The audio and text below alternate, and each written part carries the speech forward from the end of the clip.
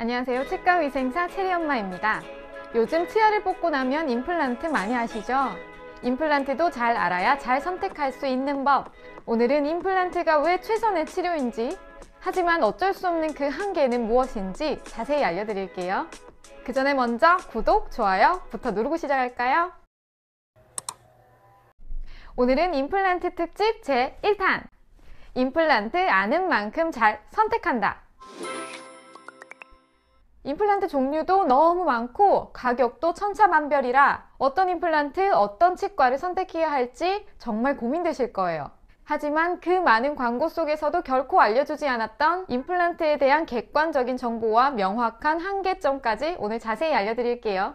제가 치과 실장으로서 전문가 수준의 지식을 알려드릴 테니까 저와 상담한다 생각하시고 편안하게 시청하시면 됩니다. 먼저 임플란트란 정녕 무엇인가? 치과 임플란트는 치아가 빠진 부위 뼈에 식립해서 치아의 뿌리를 대신하는 인공구조물이고요. 임플란트는 인칠 거부 반응이 없는 티타늄으로 제작되어 있습니다.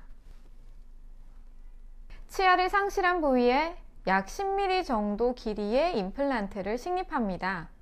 대부분은 상실한 치아 한 개당 임플란트 한 개를 심게 되지만 어금니의 경우 치아 하나를 상실을 했더라도 임플란트는 2개를 식립해야 하는 경우도 있고, 상실한 치아의 개수가 많은 경우에는 상실한 치아의 개수보다 적은 수의 임플란트를 심기도 합니다. 이건 상실한 개수대로 임플란트를 심을 만한 공간이 부족하거나 적은 수의 임플란트로도 음식물을 씹는 힘, 저자갑을 견딜 수 있다고 판단됐을 때 시행합니다. 임플란트 식립 후에는 기둥부를 체결하고 인공치아까지 연결해야 완전히 끝나게 됩니다. 과거의 상실한 치아를 재건하기 위해서 많이 시행되었던 건 브릿지입니다. 하지만 브릿지를 할 경우 멀쩡한 주변 치아를 삭제를 해야 한다는 부담이 있었습니다. 시간이 지날수록 삭제된 해당 치아는 더 빨리 상하게 됩니다. 정상적인 어금니를 이 정도로 삭제해서 치아를 덮어 씌우게 되는데요. 치아 삭제량이 많은 경우에 신경치료까지 해야 할 수 있습니다. 그리고 시간이 지날수록 삭제한 치아는 건드리지 않은 멀쩡한 치아보다 빨리 상하게 됩니다. 틀니를 할 때도 마찬가지로 남아있는 치아를 깎아서 씌워야 하고, 틀니에 힘을 받는 잇몸뼈가 시간이 지날수록 소실이 되는 단점이 있습니다. 부분 틀니를 하는 경우 틀니에 힘을 받을 수 있는 구조물을 만들어 주어야 하는데, 남아있는 치아 중 튼튼한 치아를 삭제해서 씌우게 됩니다. 이런 구조물이 있어야 틀니가 움직이지 않고 음식을 잘 씹을 수 있기 때문인데요.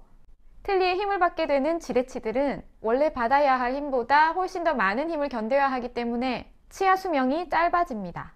그리고 틀니를 지지하는 잇몸뼈도 점점 소실됩니다. 하지만 임플란트의 경우 주변 조직을 상하게 하지 않고 식립 이후에도 충치가 생기지 않기 때문에 관리가 잘 된다면 반영구적으로 사용할 수 있습니다. 임플란트 수술의 성공률은 95%를 넘어가고, 상실된 치아를 재건하는 치과 시술 중 가장 효율적인 방법으로 실제 진료 현장에서 많이 활용되고 있습니다. 임플란트를 하기 위해서는 수술을 견뎌야 하는 부담이 있었는데요. 요즘은 수술 시간과 통증을 줄이는 최신 임플란트 기법이 많기 때문에 환자분들 입장에서는 예전보다 훨씬 더 편안하게 임플란트 수술과 관련된 치료를 받을 수 있습니다. 그리고 국민건강보험에 적용되기 때문에 만 65세부터는 평생 2개까지 적은 부담금으로 임플란트를 할 수가 있습니다.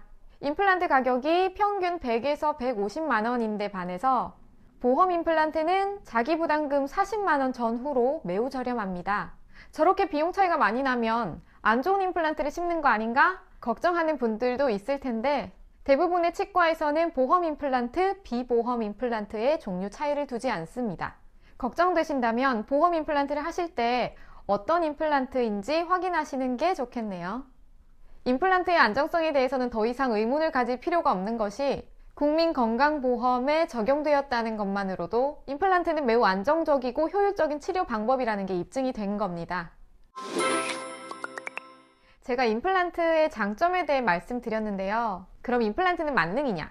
임플란트만 심으면 모든 게 해결이 되는 거냐? 하는 생각하실 텐데요. 임플란트도 명백히 한계가 있습니다. 임플란트는 상실한 치아를 대체할 수 있는 제1의 대체제입니다. 내 자연 치아가 아니라 그걸 대체하기 위해 어쩔 수 없이 선택하는 인공 치아입니다. 자연 치아가 제 기능을 하지 못할 때 그를 보완해주는 역할을 하는 것이기 때문에 자연 치아에 100% 미치지는 못합니다. 자연 치아가 갖고 있는 주변 조직이 없는 인공물이기 때문에 맛, 온도의 자극, 식감 등을 느끼지 못하고 자연 치아로 음식을 섭취하는 것에 비해 음식을 씹는 즐거움이 다소 떨어집니다. 음식을 씹을 때의 맛은 혀뿐만 아니라 치아에서도 많이 느끼는데 임플란트는 그걸 느끼지 못하는 거죠. 음식물 강도에 대한 감각도 많이 떨어지는데 그 때문에 자연 치아일 때보다 더 센 힘으로 음식을 씹으시는 분들이 계십니다. 그 힘이 누적되면 임플란트의 수명이 줄어듭니다. 하지만 이런 일들은 자연 치아가 대부분인데 한두 개의 임플란트가 있다고 일어나는 일은 아니고요. 자연 치아보다 임플란트가 더 많다던가 몇 개의 치아를 제외하고는 거의가 다 임플란트다 하는 상황에서 해당되는 증상입니다. 지금부터 설명드리는 부분이 더 중요합니다. 치아에는 치주인대라는 치아 주변 조직이 있는데 이는 치아 뿌리를 둘러싸고 있는 보호막과 같습니다. 치주인대의 역할은 치아를 세균으로부터 보호하고 음식을 씹을 때 치아가 받는 힘이나 위아래 치아가 맞물리면서 받는 충격을 흡수해서 완충작용을 해줍니다.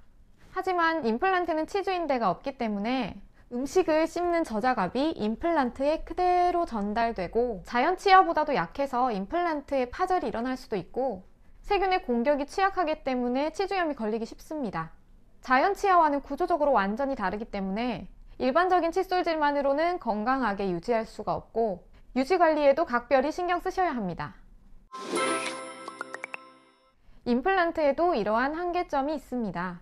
하지만 병적인 요인이나 충격으로 인해서 자연 치아의 기능을 상실했을 때 그 기능을 회복하기 위한 대체제로는 현재 임플란트가 최선입니다. 저희 부모님이나 지인들에게 망설임 없이 임플란트를 추천하는 이유입니다. 임플란트를 고민하신다면 인터넷상에서 제 영상이나 정보들을 많이 찾아보시고 임플란트가 어떤 것인지 잘 이해한 다음에 치과를 방문하시는 게 좋겠습니다.